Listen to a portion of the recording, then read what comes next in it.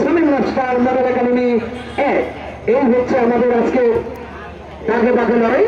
আপনারা খেলা দেখতে পাচ্ছেন, মতো পারবেন না খেলা না।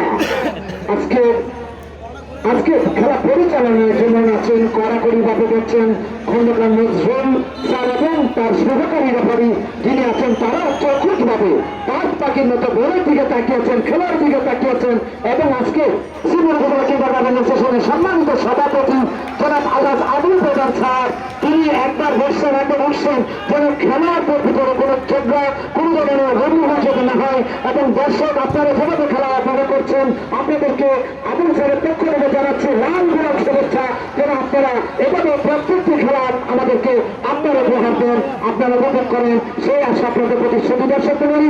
আমাদের অনেক নেতৃবৃন্দ উপস্থিত আছেন, উপস্থিত থেকে খেলা দেখছেন, দাঁড়িয়ে দাঁড়িয়ে খেলা করছেন। আপনাদের আসন সংখ্যা আমাদের খুব কম, যার ফলে আপনাদের কোনো ধরনের খেলতে আমরা আসতে পারেনি বলে দুঃখিত।